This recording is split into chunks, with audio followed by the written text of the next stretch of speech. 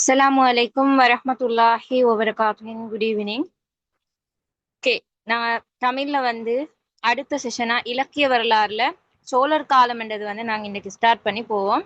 இப்ப நாங்க அந்த வகையில இலக்கிய வரலாறுல சங்ககாலம், சங்கமருவிய காலம், பல்லவர் காலம், இது 3 காலங்களும் அதுல தியரியும் பார்த்து அதுல வரக்கூடிய கொஸ்டின்ஸும் பார்த்து முடிச்சுக்கிறோம்.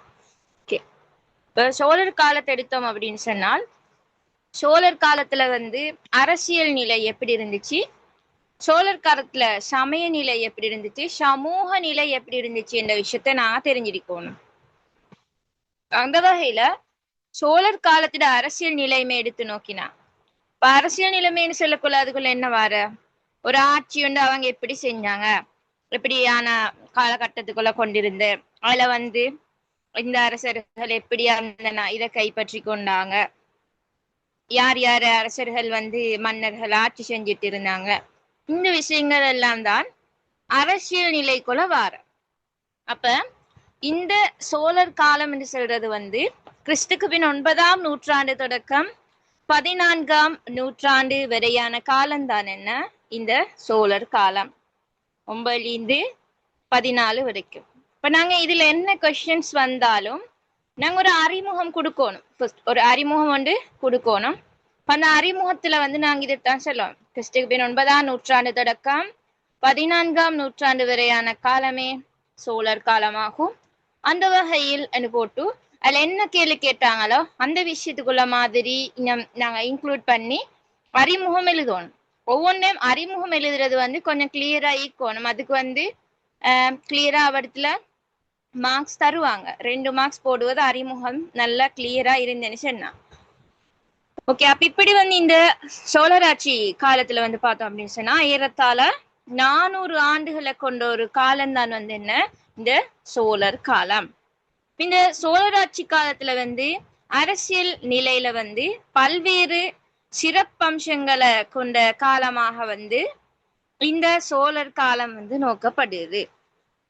அதாவது 850 இருந்து பழையாறையில் ஆட்சி செஞ்ச குறுநில மன்னனான விஜயாலய சோழன் என்ன செஞ்சாரு அப்படின்னு சொன்னால், பல்லவர் தீர்ந்து தஞ்சாவூரை கைப்பற்றி எடுத்து அதிலிருந்து தான் இவர் சோழர் ஆட்சியை ஸ்டார்ட் பண்ணாரு. சோழர் ஆட்சிய ஸ்டார்ட் பண்ணினாரு. அப்ப அதுக்கு ஒரு இன்ட்ரோ இருக்குது, அறிமுகம் இருக்குது. அப்ப எப்படி இந்த சோழர் ஆட்சி வந்துச்சுன்னு சொன்னால், 850 இருந்து பழையாறையில ஆட்சி செஞ்ச அந்த குறுநில மன்னரான விஜயாலய சோழன் பல்லவர் தீர்ந்து தஞ்சாவூரை கைப்பற்றி எடுத்து சோழர் ஆட்சியை ஆரம்பித்தான். அதுக்கு பிறகு இந்த விஜயாலய என்ற மகன் முதலாம் ஆதித்த சோழன். இவர் இவருடைய மகனான முதலாம் ஆதித்த சோழன் இவருடைய கைக்கு வந்ததுக்கு பின்னால பல்லவர் ஆட்சிக்கு உட்பட்டிருந்த நாடுகள் அனைத்தையும் இவர் போரிட்டு கைப்பற்றி கொண்டாரு. யாரு? ஆதித்த சோழன். பல்லவர் ஆட்சிக்கு உட்பட்டிருந்த நாடுகள் எல்லாத்தையும் இவரு கைப்பற்றி கொண்டான். அதுக்கு பின்னால அவருடைய மகன் ஆதித்தட மகனான பராந்தக சோழன் பாண்டியர் ஆட்சிக்கு உட்பட்டிருந்த பகுதியையும் கைப்பற்றி சோழர் ஆட்சியை இன்னும் இவரு விரிவுபடுத்தினாரு. உங்களுக்கு தெரியும், வாப்பாப்புறம் மகனுக்கு அப்புறம் வாப்பாப்புறம் மகன், அப்படித்தான் ஆட்சி போற பரம்பரை ஆட்சி முறையுமே. இப்படி ஃபர்ஸ்டுக்கு பல்லவர்கிட்ட இருந்த அந்த இத விஜயாலய சோழன் தஞ்சாவூரை கைப்பற்றி சோழர் ஆட்சி ஸ்டார்ட் பண்ணின. அது பிறகு அந்த விஜயாலய மகன் ஆதித்த சோழன். இவர் அதுக்கு பின்னால் அந்த உட்பட்டிருந்த எல்லா நாடுகளையும் இவர் போரிட்டு கைப்பற்றி கொண்டாரு. அதுக்கு பிறகு அவருடைய மகன் பராந்தக சோழன் அந்த அந்த ஆட்சிக்கு உட்பட்டிருந்த அனைத்து பகுதிகளையும் கைப்பற்றி சோழர் ஆட்சி இன்னும் நல்லா விரிவுபடுத்தி கொண்டாரு. அப்ப உங்களுக்கு தெரியும், இந்த பல்லவர் காலம் தானே நாங்க லாஸ்டா பார்த்தோம். அந்த பல்லவர்கிட்ட இருந்துதான் இவங்க கொஞ்சம் கொஞ்சமா கைப்பற்றி கொண்டாரு இந்த சோழர்கள். பின்னால ராசராச சோழன் காலத்துல இப்படி கைப்பற்றி அவங்களோட மகன்களோட கைக்கு போய்த்து இந்த ராசராச சோழன் காலத்துல வச்சு சோழர் ஆட்சி உயர்நிலை எய்தின. இதுக்கு பின்னால அவரோட மகன் ராஜராஜேந்திர சோழன் கங்கை நாட்டிலிருந்து யாவா சுமாத்ரா தீவுகள் வரைக்கும் அவரு கைப்பற்றி அவரோட ஆட்சி இன்னும் விரிவுபடுத்தி கொண்டாரு. இதுக்கு பிறகு 2ஆம் குலோத்துங்கண்ட காலத்துக்கு பின்னால சோழராட்சி அப்படி வழிகுன்றி 13ஆம் நூற்றாண்டிட பிற்பகுதியில வச்சு 3ஆம் ராசராச சோழன் ஆட்சியோட சோழராட்சி அப்படி முடிவுக்கு வந்து நாயக்கர் காலம் ஸ்டார்ட் ஆயிடுச்சு. எப்படி முடிவுக்கு வந்து லாஸ்டா 2ஆம் குலோத்துங்கண்ட காலம் வந்து அட காலத்துக்கு பின்னால 2ஆம் குலோத்துங்கண்ட கை கிடைச்சதுக்கு பிறகு கொஞ்சம் கொஞ்சமா சோழராட்சி வழிகுன்றி 13ஆம் நூற்றாண்டு லாஸ்ட்டுக்கு அப்ப உங்களுக்கு தெரியும் சோழர் காலம் என்றது 9ஆம் நூற்றாண்டுல இருந்து 14ஆம் நூற்றாண்டு வரைக்கும். அப்படி அப்படி கொஞ்சம் கொஞ்சமா வழிகுன்றி பிற்பகுதியில் அந்த 3ஆம் ராசராச சோழன் ஆட்சியோட அப்படியே இவங்கள் இந்த ஆட்சி வந்து முடிவுக்கு வந்த இப்படிதான் வந்து எப்படி இந்த அரசியல் நிலைமை இருந்துச்சு. ஓகே, யாருக்கு செல்லும் சோழர் காலத்து அரசியல் நிலைமைய?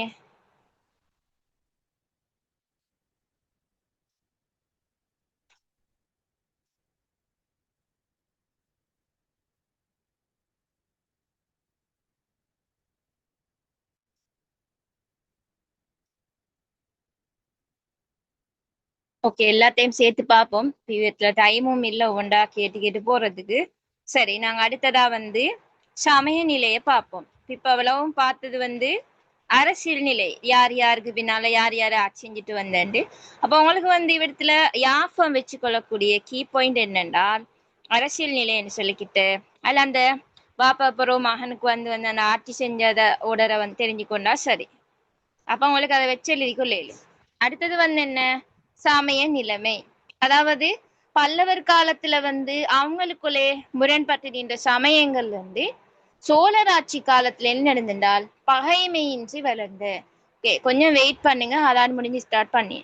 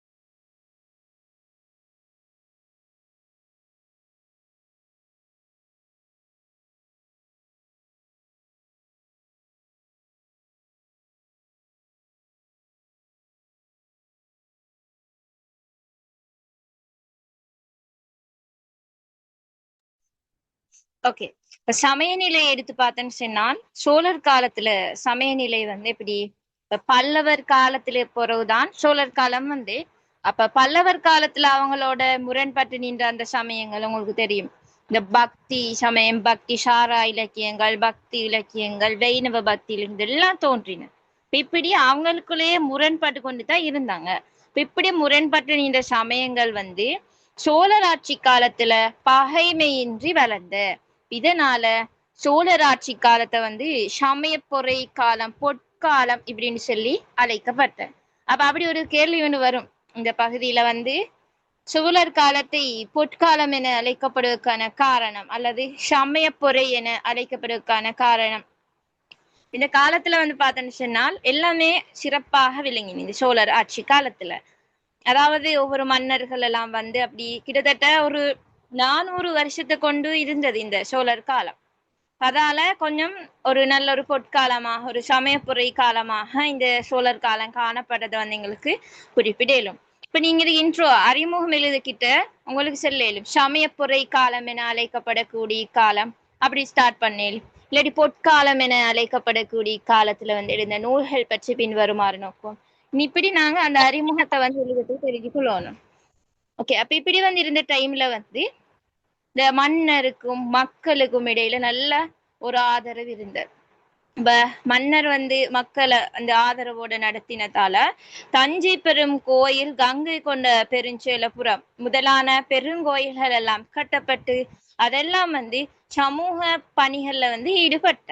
அதுக்கு பின்னால வந்து மெய்கண்ட தேவர், இராமனுஜன் இப்படியானவங்க வந்து அத்துவிதம், விசித்தாத்துவிதம் இப்படியான தத்துவ கொள்கைகளை வந்து தமிழ்நாட்டுல பரப்பினதும் வந்து இந்த சோழர் காலத்துலதான். இப்ப மன்னன் வந்து நல்ல சப்போர்ட் ஆயிடு மக்களுக்கு, மக்கள் செல்ல மாதிரி அந்த அவங்களுக்குள்ள எல்லாமே செஞ்சு கொடுத்த. அதால வந்து நல்ல ஆதரவோடு இருந்ததால வந்து நல்ல கோயில்கள் எல்லாம் நிறைய கட்டப்பட்டுச்சு. அதாவது இப்ப கட்டப்பட்டு சமூக பணிகள்ல எல்லாம் இந்த மன்னன் வந்து ஈடுபட்டாங்க. அது பிறகு வந்த மன்னர்கள் தான் அவங்களோட நல்லதை மட்டும் கருதி கொண்டு, இப்ப எங்க பல்லவர் காலத்துல அப்படி பார்க்கலாம் சில பேர் தோன்றினாங்க, அந்த அவங்களோட இதை மட்டும் பார்த்து அப்படி நடந்தது. அதே போலதான் பின்னால வர நாயக்கர் காலத்திலயும் அந்த விஷயத்த நடந்த. நாயக்கர் காலத்துல வந்து மன்னர்கள் வந்து மக்கள் ஆதரிக்கல. அதால வந்து புலவர்கள் ஒன்னே ஆதரிக்கவும் இல்லை, மக்களுக்கு வந்து ஒரு உதவியாக ஆதரவோடு இருக்கவும் இல்லை. அதால வந்து புலவர்கள் எல்லாம் மன்னர்களை தேற்றி பாடினாங்க. நிறைய நிறைய ஏசி ஏசி பாடினது பார்க்கலும். அது அந்த காலத்துல நான் அதை எக்ஸ்பிளைன் பண்ணுவேன். விஜய நகர நாயக்கர் காலம். இப்படி வந்து இந்த சோழர் காலத்துல வந்து நல்ல சப்போர்ட்டிவா எல்லாம் இருந்தது. பின்னால தத்துவ கொள்கைகள் எல்லாம் இந்த டைம்ல வந்து சோழர் காலத்துல பரவின. இப்படித்தான் வந்து சமயம் இருந்த, சமயம் பொறை காலம் என்று அழைக்கப்படுது. சமயம் வந்து நல்ல மேலோங்கி விளங்கின. அதே போல இந்த காலத்துல சமூக நிலை அடுத்ததான் நாங்க எடுத்து நோக்குவோம். சமூக நிலை பார்த்தோம் அப்படின்னு சொன்னால் சோழர் காலத்துல வந்து அரசியல் நிலைமை வந்து நல்ல ஸ்திரத்தன்மையோட காணப்பட்டதால வந்து சமூக நிலைமையும் வந்து நல்ல சிறப்பாக இருந்துச்சு. அதாவது சோழர் ஆட்சியோட உறுதியாலயம், பொருளாதார வலுவாலயம் வந்து மக்கள் வந்து நல்ல அமைதியான வாழ்க்கையை வந்து வாழ்ந்தாங்க.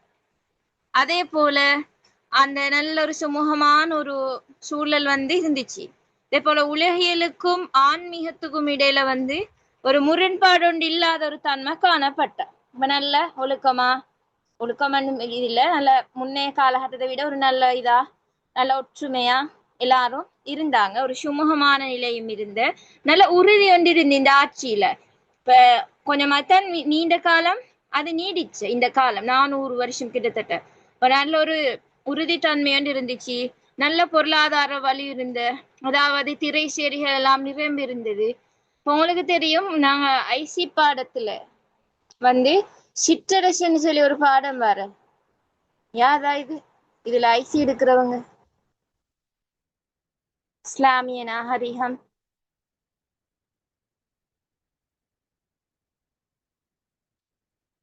இவற்றில் ஒத்தரும் இல்லையா இஸ்லாமிய நாகரிகம் எடுக்கிறார்கள்?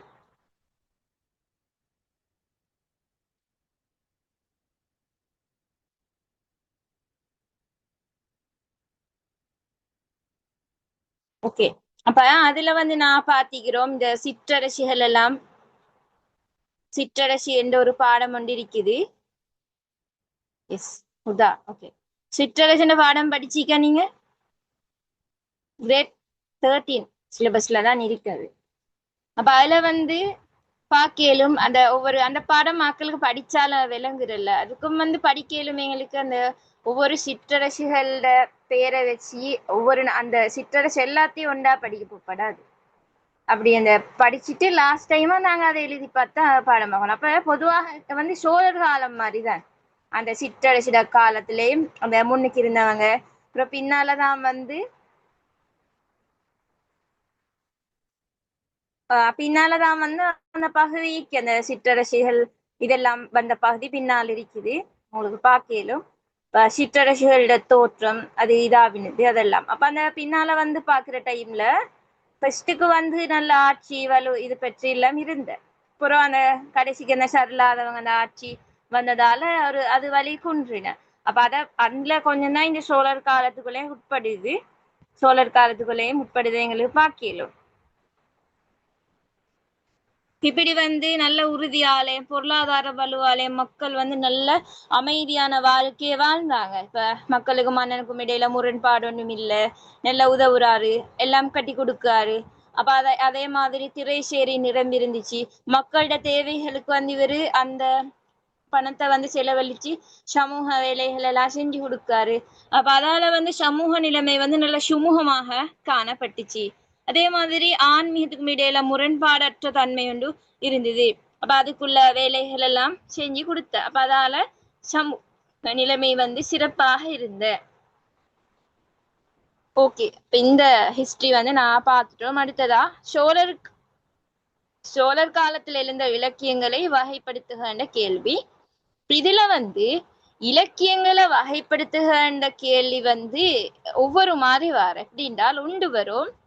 சோழர் காலத்துல இருந்து இலக்கியங்களை வகைப்படுத்துக, அதுல நீங்க எல்லாமே எழுதணும். எப்படி எழுதணும்? காப்பியங்கள் போட்டு பெருங்காப்பியங்கள்ல என்ன வருது, சிறுகாப்பியங்கள்ல என்ன வருது, பெருங்காப்பியங்கள் என்னைக்குது, சிறுகாப்பியங்கள் என்னைக்குது.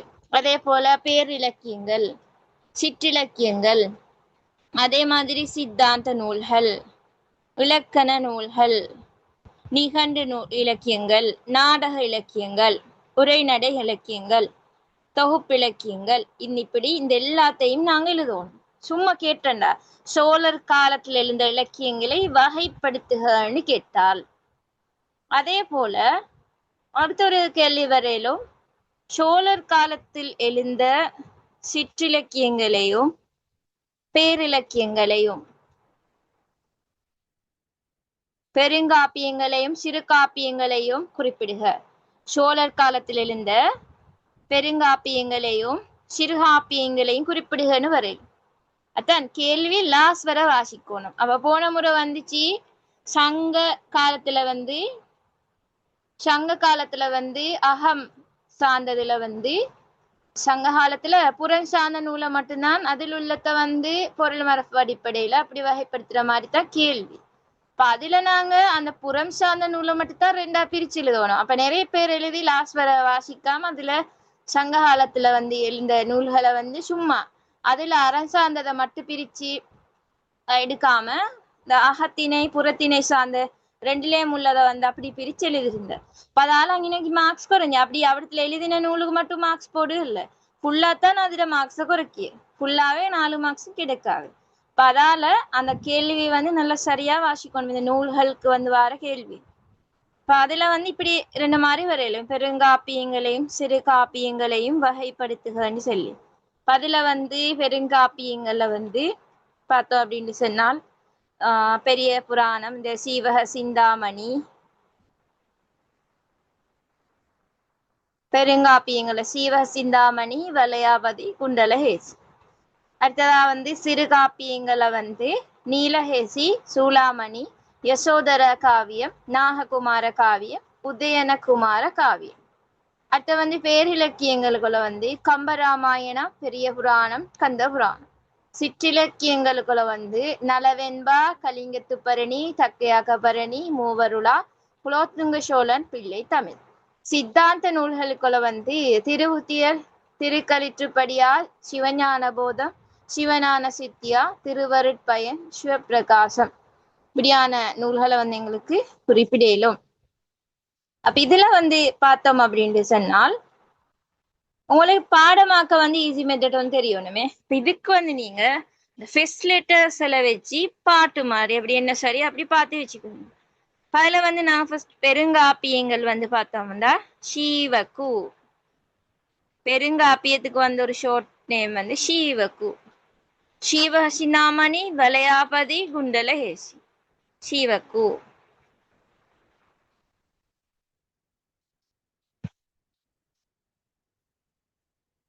ஷீவகு அந்த இந்த லேசா பாடமாய் கொள்ளையிலும். அதே மாதிரி இதுக்கு வந்து இந்த நீங்க ஷோர்ட்டா இதை பாடமாக்க முன்னால் அந்த பேர்களை வந்து தெரிஞ்சுக்கொள்ளணும். பேர்களை தெரிஞ்சாதான் இந்த எழுத்துக்களை தெரிஞ்சா அதை அவங்களுக்கு லேசா எழுதி கொள்ளையிலும். அது மறக்காமிக்கிறதுக்கு தான் இது ஃபார்மட். ஃபர்ஸ்ட்டுக்கு நூல்களை நாங்க பாடமாக்கணும், விலையும் கொள்ளணும். அடுத்தது சிறுகாப்பியம் வந்து பார்த்தோம்டா ஷூனிய நா ஓ ஷூனிய நா ஓ இப்படி பாடமே. ஷூனிய நா ஓ ஷூனிய நா ஓ சூளாமணி, நீலஹேசி, யசோதரா காவியம், நாககுமார காவியம், உதயன குமார காவியம். ஷீவகு வந்து பெருங்காப்பியம், சூரியனாவு வந்து சிறுகாப்பியம். இது கிளியரா விளங்கினால இருக்கும்.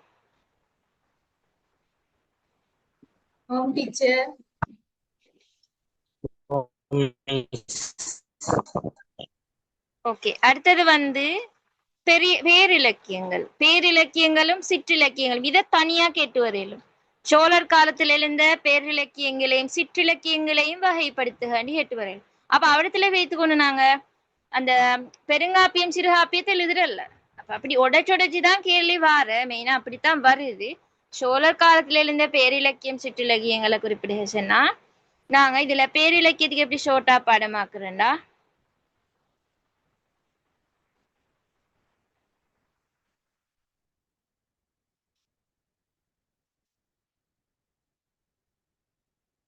கப்பெக்க.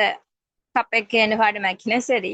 கம்பராமாயணம், பெரிய புராணம், கந்த புராணம்.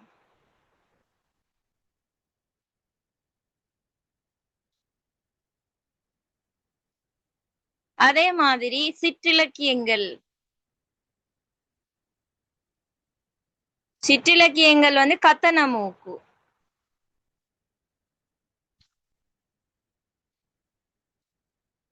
கத்தன மூக்கு லேசா பாடமைக்கும். சிற்றிலக்கியங்கள் என்ன? கத்தன மூக்கு. கந்த புராணம், சாரி கலிங்கத்து பரணி, தக்கியாகபரணி, நலவெண்பா, மூவருளா, குலோத்துங்க சோழன் பிள்ளை தமிழ். கத்தன மூக்கு அது வந்து சிற்றிலக்கியங்களுக்குள்ள வரும். அடுத்தது வந்து சித்தார்த்த நூல்களுக்குள்ள வந்து பார்த்தோம் அப்படின்னு சொன்னா தீயால மூணும் ஷியால மூணும். அப்ப உங்களுக்கு மறக்காதே அது தீயால மூணு ஷியால மூணு. திருவுந்தியத்தார், திருக்களிற்றுப்படியார், திருவருட்பயன். அடுத்தது ஷியால மூணு வந்து சிவஞான போதம், சிவஞான சித்தியார், சிவப்பிரகாசம். கத்தனமுக்கு சிற்றிலக்கியம், பேரிலக்கியம் கப்பெக்க. அடுத்தது வந்து சூனியனாகு, அடுத்தது வந்து ஷீவக்கு.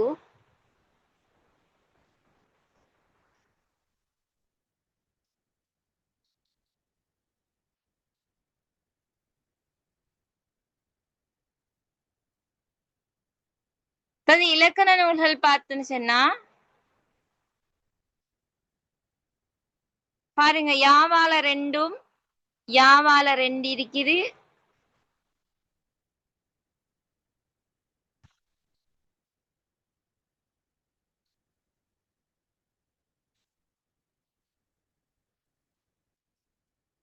போன முறை நான் இந்த ஷார்ட் நேம் சொல்லி கொடுத்தேன்.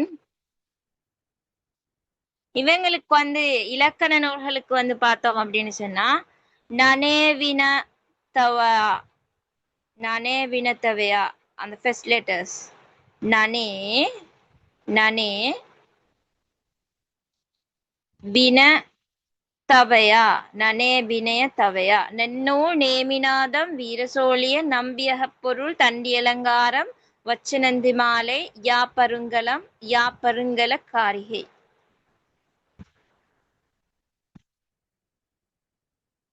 அர்த்த நிகண்டு நூல்கள் ஆத்திக்கவு ஆத்திக்கவு நிகண்டு நூல்கள் என்ன ஆத்திக்கவு. அடுத்தது நாடக இலக்கியங்கள் ராஜராஜேஸ்வர நாடகம் பூம்பிலியூர் நாடகம். நாடக இலக்கியம் 2. இப்போ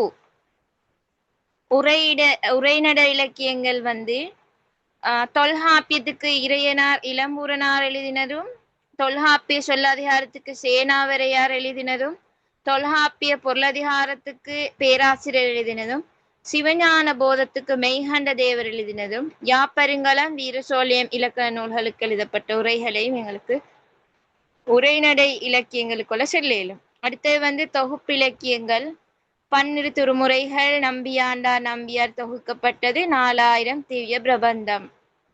ஓகே, இதுல வச்சுத்தான் இதை நாங்க பாடமாக்கணும். பொதுவா வந்து எல்லா நூலையும் கேட்டு கேள்வி வர்றது குறைச்சல்.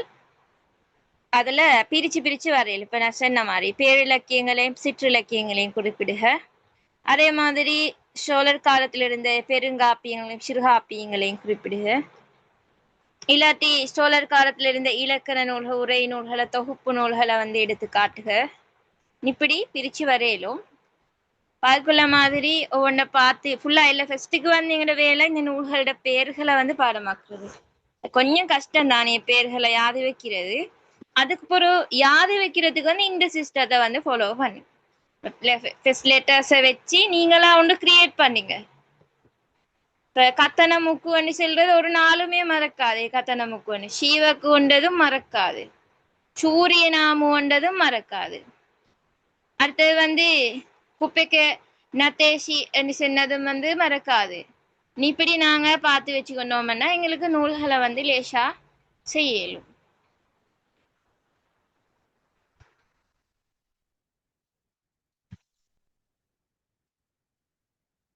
விவரத்துல லேசான இப்ப நான் ட்ரிக்ஸ் காட்டி தந்ததுகளை நான் கேள்வி கேட்கிறேன்.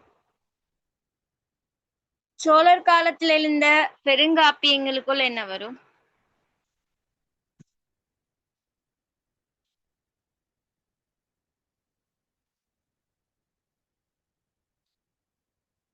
பெருங்காப்பியம்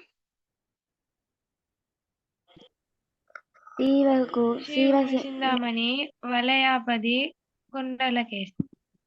எஸ், சீவக்கு வந்தது வரும். ஓகே, அடுத்தது வந்து சிறுகாப்பியங்களுக்குள்ள என்ன வரும்?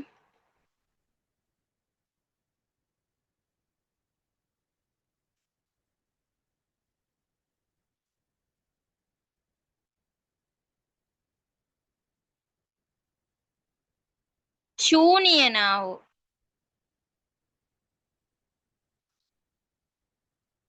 இப்ப சிறுகாப்பியம் ஃபெஸ்ட்டுக்கு ஷூ இதாலதான் ஸ்டார்ட் ஆகுறன்னு ஞாபகம் வச்சுக்கோம்.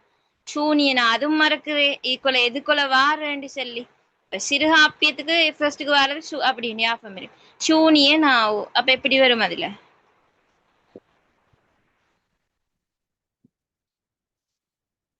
சிறுகாப்பியங்கள் இந்த டைம்ல எல்லாரும் பாடமாக்கிக்கோணும். சூவால் என்ன? சூளாமணி. எஸ். நீயால? நீலகேசி.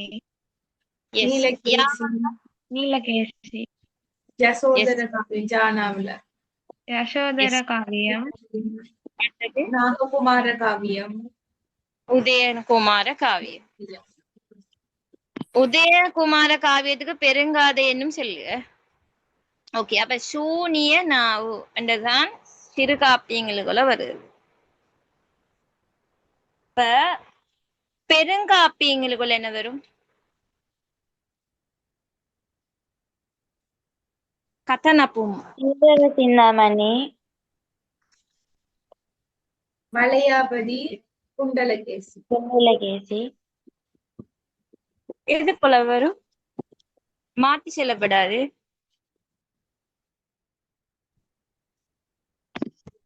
பேரிலக்கியம்ல வந்து கம்பராயணம், பெரிய புராணம், கந்த புராணம். பாருங்க இதுல எட்டு கொத்தர் மாத்தி சொன்ன பாருங்க. பேரிலக்கியம் கம்பராமாயணம், பெரிய புராணம், கந்த புராணம். சிற்றிலக்கியம் ஓகே.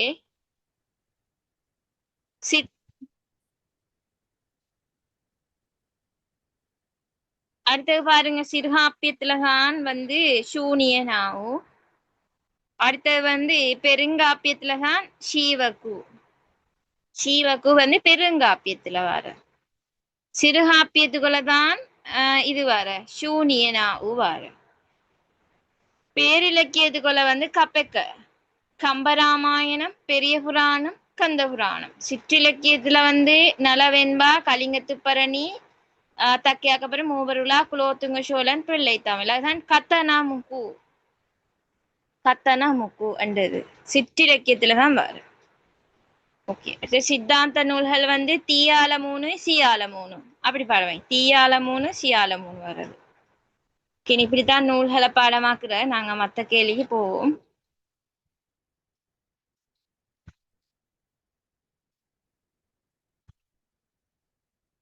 இப்ப நாளைக்குள்ள கிளாஸ்ல இதை கொஞ்சம் பாடமைக்குன்னு வரணும். எல்லாரும் இந்த நூல்களை பாடமைக்குன்னு வருவோம். ஓகே, நாங்க அடுத்த கேள்விக்கு போவோம்.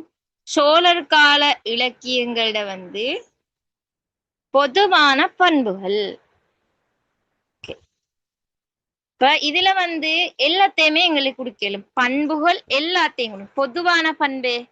இப்ப மெயினா இலக்கண நூல் இருந்தது, சிற்றிலக்கியங்களோட பண்பு, பேரிலக்கியங்களோட பண்பு, உரை நூல்கள்ல இருந்த பண்பு, இந்த நூல்கள் அந்த இலக்கியங்கள் எப்படி இருந்துச்சு என்றதான் கொடுக்க. அப்ப எல்லாமே வரும்.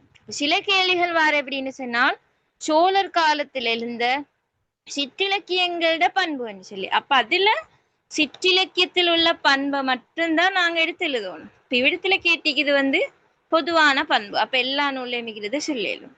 அந்த வகையில நாங்க ஃபர்ஸ்ட் ஒரு அறிமுகம் கொடுக்குற. கிறிஸ்துக்கு பின் 9ஆம் நூற்றாண்டு தொடக்கம் 14ஆம் நூற்றாண்டு வரையான காலம் தான் சோழர் காலம். அதாவது சோழ பெருமன்னர்கள் ஆட்சி செய்தமையால சோழர் காலம் எனவும், இக்காலத்துல பெருமளவு இலக்கியங்கள் அதிக அளவுல தோன்றியமையால இலக்கிய பொற்காலம் எனவும் காலம் அழைக்கப்படுகின்றது. அந்த வகையில் இக்கால இலக்கியங்களின் பொதுவான பண்புகள் குறித்து பின்வருமாறு நோக்குவோம். அந்த வகையில் இக்கால இலக்கியங்களின் பொதுவான பண்புகள் குறித்து பின்வருமாறு நோக்குவோம். இன்னிப்படி எங்கட அறிமுகம் வரணும். அறிமுகம் எழுதுறது விளங்கினா கிளியரா எல்லாருக்கும்? விடத்தோடு இன்னும் நாங்க இன்க்ளூட் பண்ணணும். காலத்தை எழுதணும், அதோட அந்த தலைப்பில் உள்ள அந்த விஷயத்தையும் எழுதி அறிமுகம் எழுதுறது நல்லா. அதுக்கப்புறம் ஒவ்வொரு பாயிண்ட்ஸை கொடுத்து ப்ரூஃப் எழுதணும். நான் அதுதான் உங்களுக்கு சங்க காலத்தில் இருந்து ஸ்டார்டிங்லேன்னு சொல்லித்தார ஃபார்மட். அத மாதிரி எழுதுங்க. பாகல ஒன்றுதான் மன்னர் புகழ் பாடும் இலக்கியங்கள் தோற்றம் பெற்றது. அது வந்து இலக்கியங்களோட பொதுவான பண்புகள் ஒன்று. அப்ப அதை மட்டும் நாங்க ஒரு பாயிண்ட்ஸா போட்டு அதை ஹெடிங் போடுற மாதிரி எல்லாம் ஒரு பாயிண்ட்ஸ் இதா போட்டு இந்த சோழர் காலத்துல அந்த விளக்கத்தை வந்து அதுக்கு அடுத்த வரையில் எழுது. இப்படி ஒவ்வொன்றா எழுதுற டைம்ல அப்ப அந்த பேப்பர் கரெக்ஷன் பண்ணவும் விளங்குது. அப்ப இவங்க இதை பத்தி தான் நீங்க விளக்கிக்கண்டு சம்டைம் இவிடத்துல ஃபுல்லையும் ரீட் பண்ணவும் இல்லை. இதுல இந்த ஹெடிங் சரியா ஓகே 2 அப்படித்தான் ஒவ்வொன்றும் போட்டு போட்டு வரும். அதே போல இவிடத்துல வந்து நீங்க 8 பாயிண்ட்ஸ் பொதுவான பண்பு, வேற ஒற்றுமை வேற்றுமை இப்படி கேட்டு வந்துச்சுன்னு சொன்னால் 8 பாயிண்ட்ஸ் வந்து எழுத ரெடி ஆயிக்கும். அந்த 4 மார்க்ஸையும் உங்களுக்கு கிடைக்கிற அந்த 4 மார்க்ஸும் ஷுவர் பண்ணிலும்.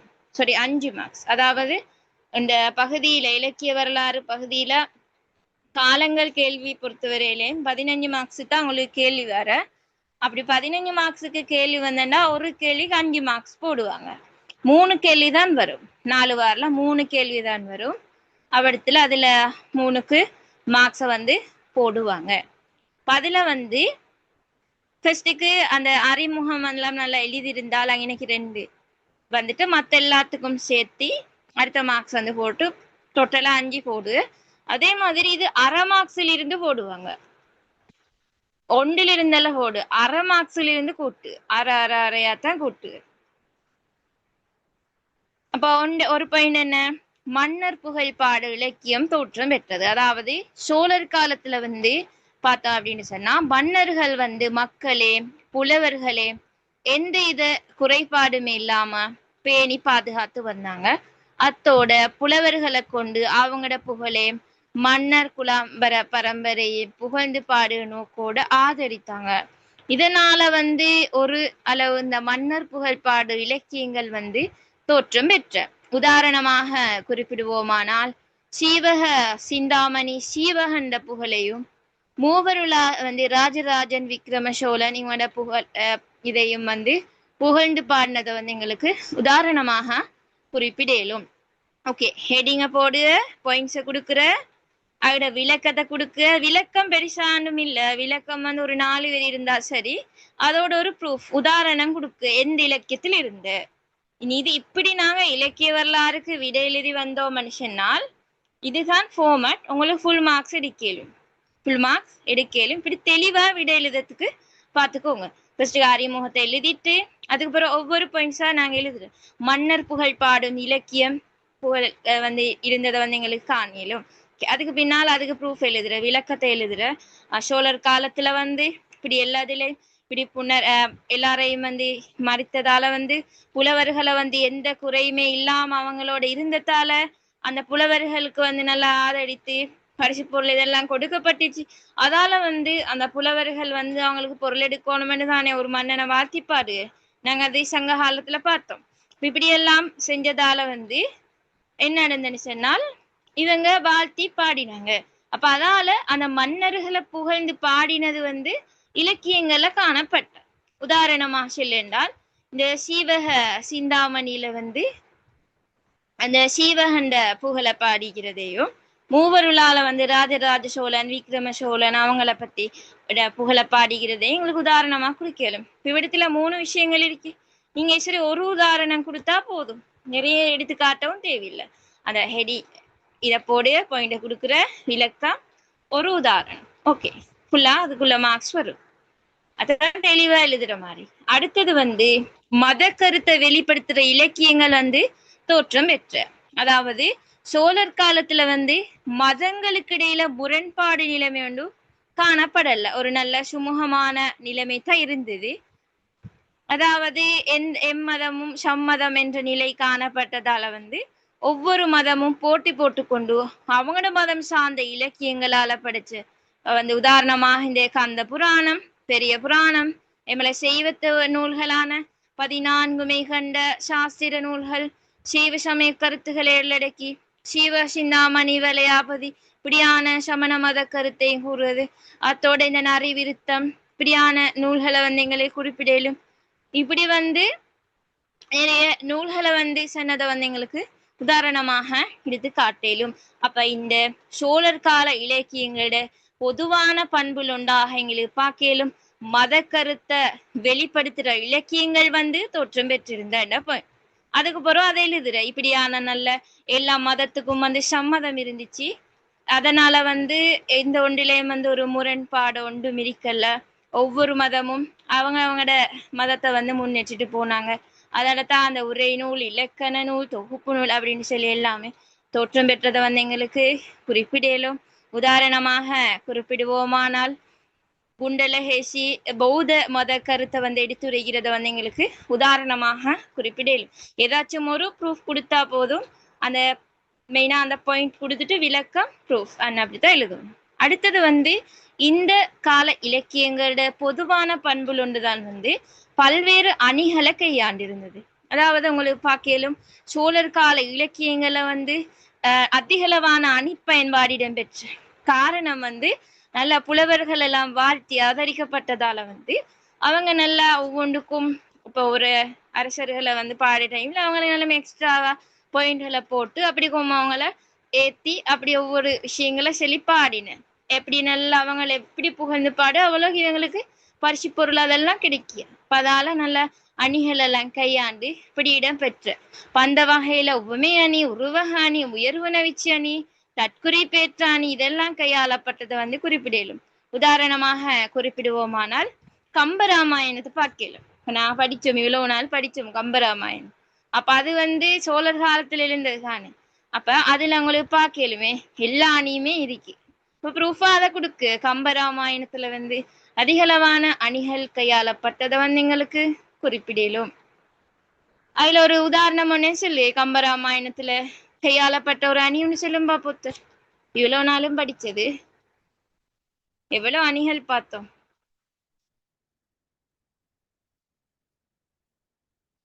சரி, ஒரு கேள்வியா, இதுக்கு ஆன்சர் வரணும். கம்பராமாயணத்துல நாங்க பார்த்த ஒரு உருவக அணியும், ஒரு உவமை அணியும், ஒரு உயர்வு நவிச்சி அணியும் சொல்லணும்.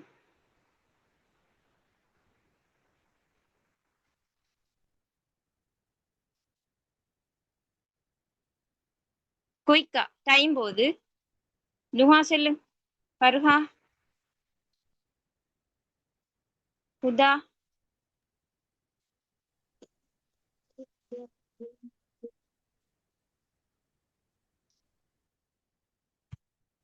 அந்த குயிக்கா உயர்ந்த உச்சனையாக அந்த அண்ணல் வெங்கரி மதத்து அருவி அந்த யானை படையில மிகுதியை உயர்வுபடுத்தி கூறப்பட்டுச்சு. கொடுக்கலாம். வேற கேட்ட உடனே வரணும் ஆன்சர். எல்லாருக்கும் தானே அவ்வளவு நாள் படிச்சுட்டு இருந்ததானே நான். மத்தது அடுத்த சேனையாம் வேலைன்னு சொல்லி அந்த கடல்ல எஸ், சேனையாம் வேலை உருவகிச்சு கூறப்பட்ட படைய அணி. ஓகே, அடுத்தது உவமை அணி. நிறைய பார்த்தோமே உவமை அணி. அந்த பாலை நிறத்தோடு சொல்லிட்டு அந்த கடல் நீரை வந்து இந்த கங்கை ஆற்றோட நீர் வந்து வெள்ளை பால் நிறம் போன்றது என்று சொல்லி கூறப்பட்டது. Yes, okay. அதே மாதிரி இப்போ ஒருத்தர் சொன்ன மாதிரி காவிரி நாடுன்ன கழனி நாடு. Yes, okay. அப்படியே சரி, உண்டு உதாரணம் சொல்லு. இப்படி இதுல இருந்தா ஓகே, அது உண்டு உதாரணம் காட்டு. ஓகே. அடுத்து வந்து இயற்கை வர்ணனைக்கு ஆளப்பட்டிருந்த சோழர் கால இலக்கியங்களோட பொதுவான பண்புகள் ஒன்றுதான் இயற்கை வர்ணனைகள் கையாளப்பட்டிருந்த. அதாவது சோழர் கால பேரிலக்கியங்களையும் சிற்றிலக்கியங்களையும் இயற்கை வர்ணனை கையாளப்பட்ட. அதாவது கம்பராமாயணத்துல வந்து தண்டல மயில்கள் ஆட தாமரை விளங்கும் தாங்கொண்டல்கள் முழுவினவங்க என்ற பாடல் பாடியதோட இது வந்து ஒரு எங்கட பாடத்தோட சாப்டர் அல்ல. இது வந்து கம்பராமாயணத்துல வந்து 6 காண்டங்கள் இருக்குது. பதில வரக்கூடிய ஒரு காண்டத்துலதான். இப்ப நாங்க பார்த்தது வந்து என்ன காண்டம்?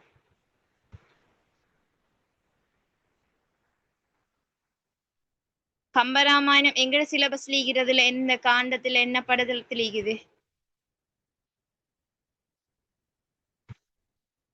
புகப்படலம், அயோத்திய காண்டம்.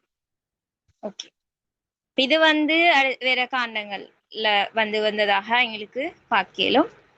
இப்ப இந்த இயற்கை வர்ணனை கையாளப்பட்டிருந்ததும் வந்து சோழர் கால இலக்கியங்களோட ஒரு பொதுவான பண்பாக எங்களை குறிப்பிடலும். அடுத்தது வந்து நிலையாமை கருத்துகள் சித்தரிக்கப்பட்டுள்ளமை. அதுவும் வந்து சோழர் கால இலக்கியங்களோட பொதுவான பண்புகள் ஒன்று. அதாவது வாழ்க்கையில நிலையாமையை திருமூலர் தனது திருமந்திர நூல்ல ஊரெல்லாம் கூட்டியொலிக்கு அழிதிட்டு பேரினை நீக்கி பிணமென்று பெயரிட்டு சுரையாங் கட்டிடை கொண்டு போய் சுட்டிட்டு நீரினில் மூழ்கி நினைப்பொழிந்தார்களே என்று அந்த பாடி நந்தவரி எங்களுக்கு ப்ரூஃபா குடிக்கலும். அப்ப இந்த நிலையாமை கருத்துகள் சித்தரிக்கப்பட்டதும் சோழர் கால இலக்கியங்களோட பொதுவான பண்புகள் உண்டு. அடுத்தது வந்து பல்வேறு யாப்புக்கள் கையாளப்பட்ட. அதுவும் வந்து சோழர் கால இலக்கியங்களோட பொதுவான பண்புகள் உண்டு. அதாவது காவியங்களை விருத்தப்பால பாடப்பட்டதோட சீவக சிந்தாமணியில விருத்தப்பா கையாளப்பட்டதை தொடர்ந்து கம்பராமாயணத்துல விருத்தப்பா நல்ல உச்ச அளவுல இருந்துச்சு. அதாவது விருத்தம் எனும் ஒன்பாவிற்கு உயர்கம்பன் எனவும் கூறப்பட்டுள்ளதோட இந்த நல வெண்பால ஃபுல்லாவே வெண்பாயப்பும் பாடப்பட்டிருந்த. அதே போல இந்த உலா பிரபந்தங்கள் இருக்குது, மூவர் உலா, அதுல எல்லாம் வந்து களி வெண்பாயாப்புலையும் பரணி இலக்கியத்துல களித்தாளி செய்யாப்புலையும் பாடப்பட்ட. இதுல வந்து என்ன சரி 2 ப்ரூஃப் கொடுத்தா போதும்.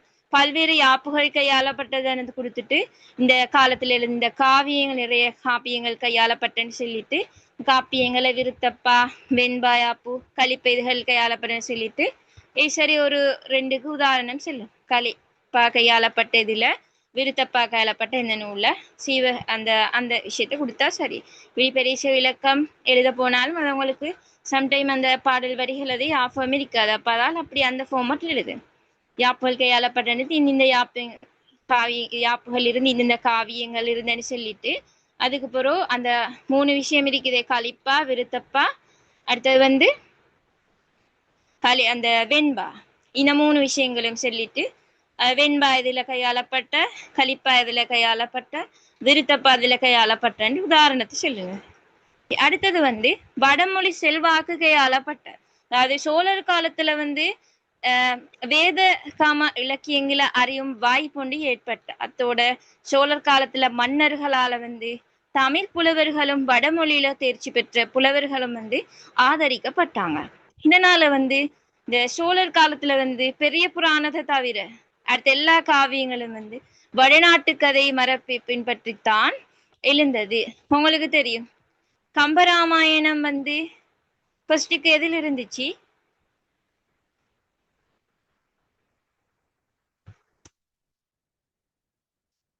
கம்பராமாயண் வடமொழியில் எழுதினவர் யாரு? சிறுசியிலேயும் பாத்தீங்க நீங்க போட்டிகளுக்கு அப்படி போற டைம் வினாவிட அறிவு போட்டிகளுக்கு போட்ட அந்த கேள்வி வார கம்பராமாயணம் வடமொழியில் எழுதியவர் வால்மீகி மிஸ். வால் நல்லா யோசிக்கீங்க எல்லாரும் எந்த அளவுல இருக்கீங்களோ உனக்கு தெரியா? தெரிஞ்சு கொண்டு பேசாம நிக்கோ இல்லாட்டி தெரியாம நிக்கீங்களோ தெரியா? கொஞ்சம் இப்ப கிளாஸுக்கு தமிழ் பாடத்துக்கு இதுல ஜாயின் ஆகுறதும் குறைச்சல் ஆயிக்குது. கொஞ்சம் இன்ட்ரெஸ்ட் ஒன்று குறைஞ்சிட்டோ தெரியும் எல்லாருக்கும்.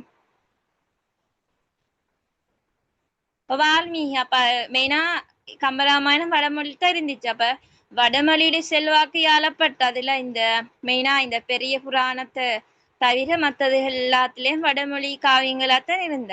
இப்ப வடமொழியில வால்மீகி இது விடயம் இருக்குதுன்னு வால்மீகி ராமாயணத்தை தழுவி கம்பருடைய இந்த கம்பராமாயணமும் அதே மாதிரி சீவ சிந்தாமணி வடமொழியில வந்து கஜத்திய சிந்தாமணி இதுகளையும் பாடினது எங்களுக்கு உதாரணமாக குறிப்பிடலும்.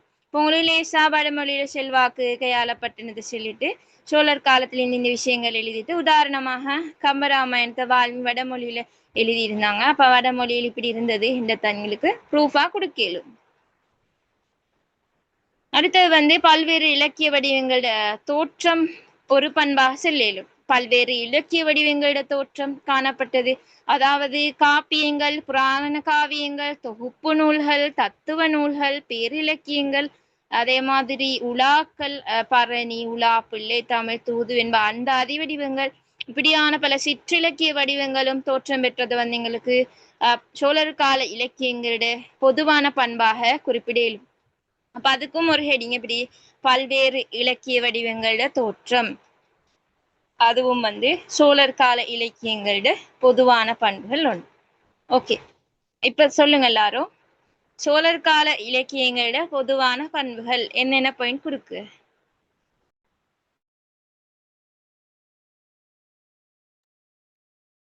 அந்த மன்னர் புகழ் பாடும் இலக்கியங்கள் தோற்றம் பெற்றமை. எஸ் உண்டு. ஓகே அடுத்தது அந்த பல்வேறு அணிகள் கையாளப்பட்டுச்சு. அணிகள் கையாளப்பட்டிருந்தது. ஓகே அடுத்து அந்த இயற்கை வர்ணனைகள் கையாளப்பட்டுச்சு. பல்வேறு யாப்புகள் கையாளப்பட்டது. இந்த வடமொழி செல்வாக்கு காணப்பட்டுச்சு. செல்வாக்கு இருந்தது. ஓகே வேறு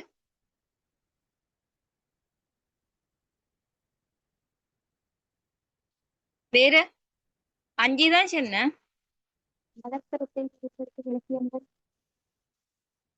விலங்கல்ல மதக்கருத்தை வெளிப்படுத்தும் இலக்கியங்கள். எஸ் மத கருத்தை வெளிப்படுத்துற இலக்கியங்கள். ஓகே 6 வேற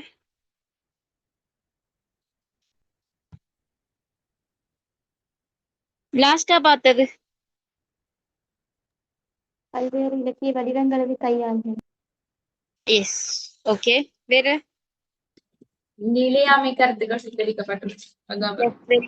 நிலையாமை கருத்துகள் சித்தரிக்கப்பட்டது. ஓகே, 8 பாயிண்ட்ஸ் வந்துட்டு. ஓகே, இப்படி இந்த விஷயங்களை தொகுத்து எழுதணும்.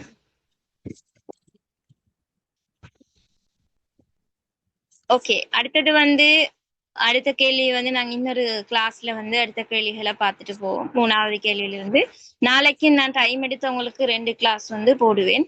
டைம் வந்து ஒதுக்கி 2 கிளாஸ் வந்து போடுவேன். ஓகே, இதோட கிளாஸை வைண்ட் அப் பண்ணுவோம். அஸ்ஸலாமு அலைக்கும் வரஹ்மத்துல்லாஹி வபரகாத்துஹு. Good night.